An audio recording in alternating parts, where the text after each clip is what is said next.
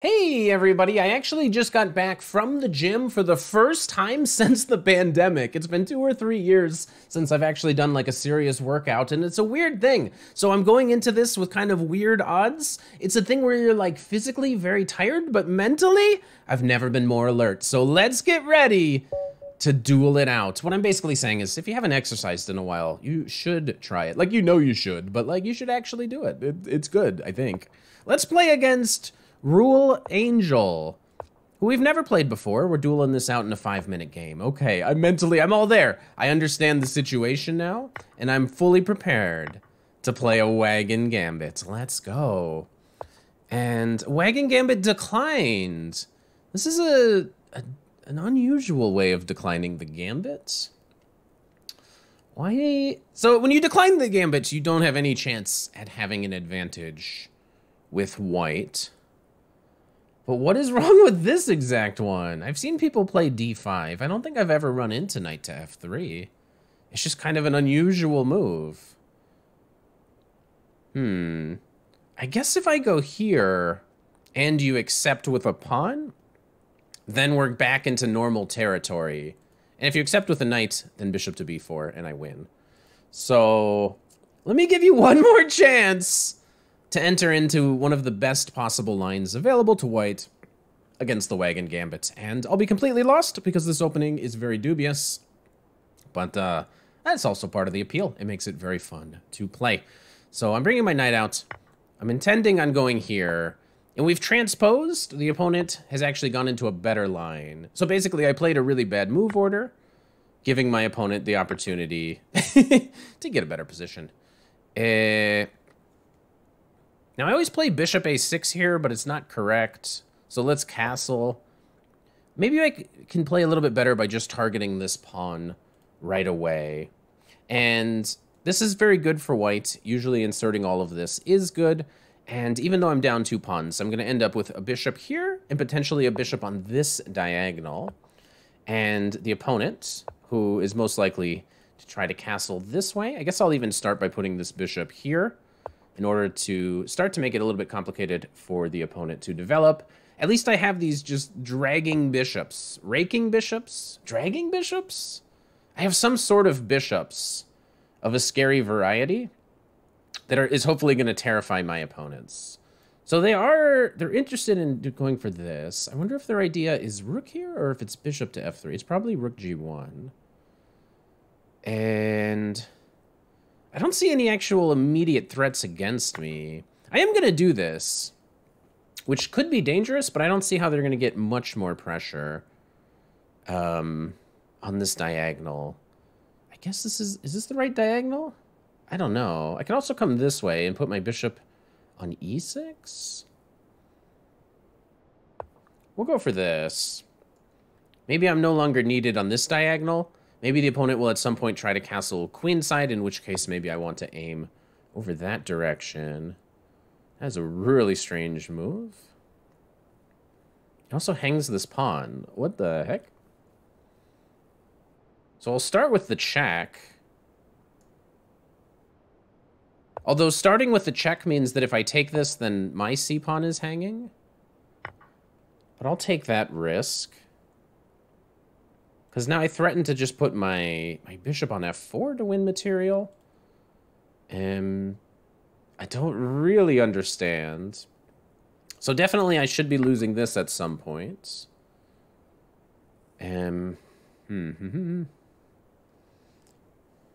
Wait. If I go here, I'm threatening to take the rook, and then actually this is mate. What the heck? What a funny mate. Yeah, so they can't do anything about that. They have to stop the mate first.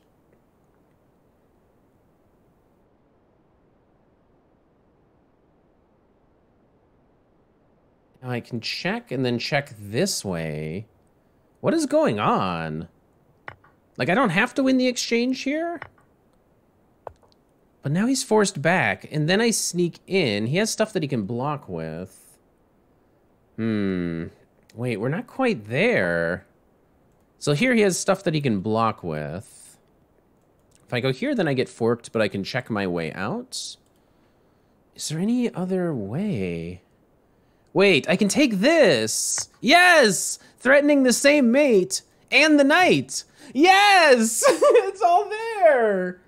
Holy cow. So he still can't take my rook. Because then I go here, and is this a Bowden's mate, or does it have to be 2 bishops? Or do the bishops have to be raking crisscross applesauce style? I don't know what kind of checkmate this is, but I'm trying to do it. Wow, this is such a cool, like, pattern. Just using the things on the diagonals. How is he gonna get out of this? He's gonna have to, like, put his king back or something. But then I'm just gonna take the knight. And I'm already up material, and his king is still gonna get attacked. Yo, it's a tactics bonanza, and it's all fun for me. How the heck?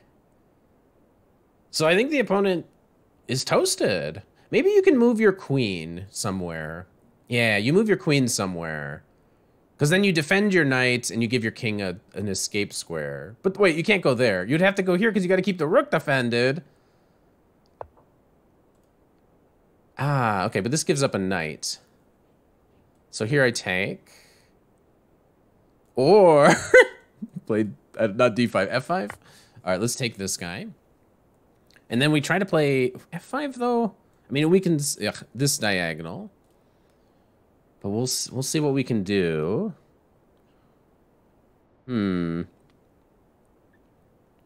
Also, I could consider just here attempting to take this knight. The king has some square though. I could also do nothing because I'm just winning. Okay, queen comes in. Queen wants to take my rook. I'm trying to see if there's anything really cool. Prevents me from going here. Knight c6 seems obvious. So let's play that. Developing, but also making certain threats. And if this rook moves away and this a-pawn falls, it's going to get even worse for them. Knight is tied down to the defense of the g-pawn here. So they target my bishop. That makes some sense, of course. But this move is probably very strong still. So let's take this. It might just be stronger to move the bishop away. Bishop is so good in this position. But if you take my bishop, I can go here and then win this rook. And sure, my pieces will be scattered everywhere.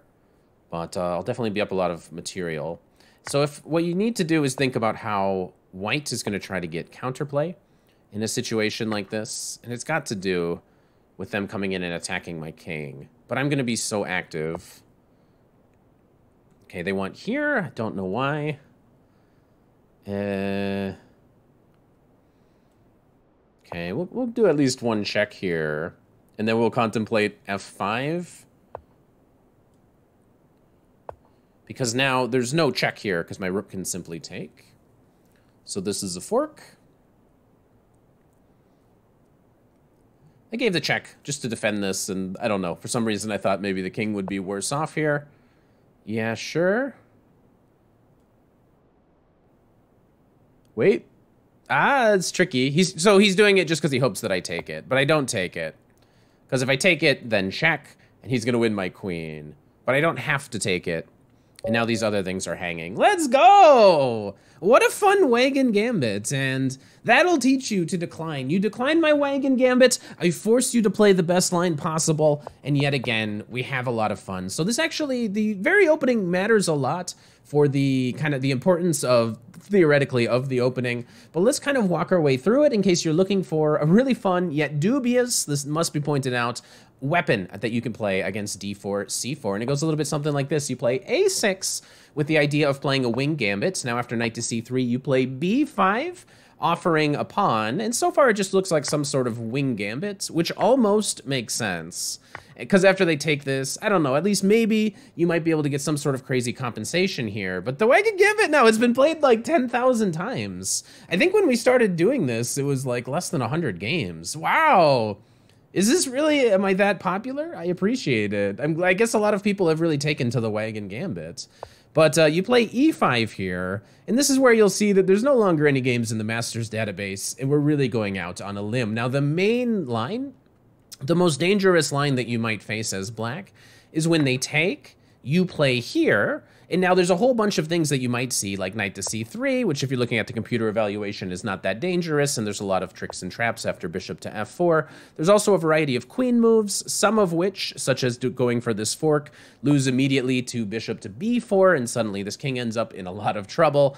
So there's a lot of ways for white to actually go wrong, but knight f3, which is only played 16% of the time, is actually the best option according to the computer, and it gives a very scary number, but the basic idea is that you're still going to give this, and your bishops are going to end up kind of on these diagonals, as we saw, with some dubious compensation, but a very dangerous attack against an unprepared opponent. Now, we didn't get that right away because my opponent played knight to f3 in this position, and I kind of figured that e4 was probably the best way to go, and the opponent wouldn't have any advantage.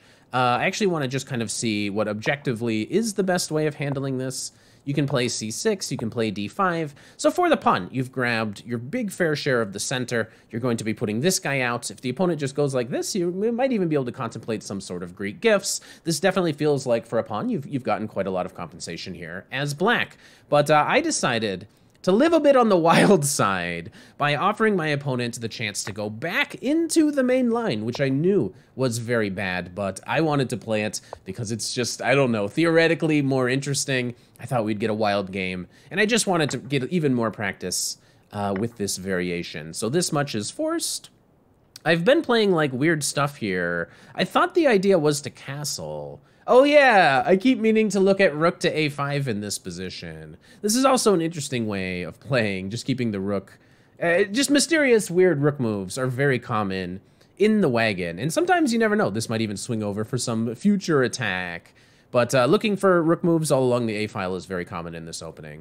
But I decided to just get castled. And after this, which tends to happen quite frequently, computer puts this at about +3. But after this in here, I think if you're playing this for the first time, also this is apparently a dreadfully horrible move, it's +4 all of a sudden. It does look very dangerous. Like if you're unprepared and you're playing this as white and black is playing very confidently, it looks very, very scary. Now, why is this so bad? Just knight to c4. Knight to c4 guarantees that they pick up this dark squared bishop. Knight to c4 is actually a major problem. So I think for the future games, I will take a bigger look at something like rook to a5. I'm going to have to do a little bit more homework after this game. Every game is just a chance to learn more and more about some of your favorite openings. So hopefully everybody analyzes all their blitz games in order to pick up all sorts of little tricks and learn. But here, my opponent played bishop to e2 instead of knight to c4. And now things started to go wrong. I took on g2, rook to g1. I didn't go to c6 because I thought that this knight could, now or at some moment when the other knight was defending, head to d4. Like, I don't know, this guy goes somewhere. I'm not sure where he's meant to go. But then at some point, like a knight would come here and then I'd have to move my bishop again. So that's why I didn't do it.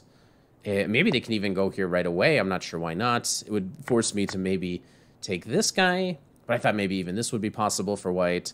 So I decided to put my bishop on this diagonal because I kind of in my head had it figured, okay, if he can't castle this way, maybe he's going to go this way and my bishop belongs here. But I'm not that surprised that maybe this is a particularly wrong move. But this is definitely a very, very, very wrong move. And I'm not sure what caused this. Maybe the opponent meant to play f4? I don't know. I'm not exactly sure what this move is all about. If you know what this is about, maybe you can tell me why the opponent played it. Maybe they meant to play knight f3 but mouse slipped. I really couldn't tell you. Queen h4 though. Rook g3 is forced, and now I can take this pawn. And now comes the tactical slugfest. Let's see if we did any of this right. So after this, I played here because I was hoping that the opponent would take and allow me to take here. Computer is very wrong here. It says that this is correct. It is not. This is actually the top move, sacrificing the queen, of course, getting the raking bishop checkmate.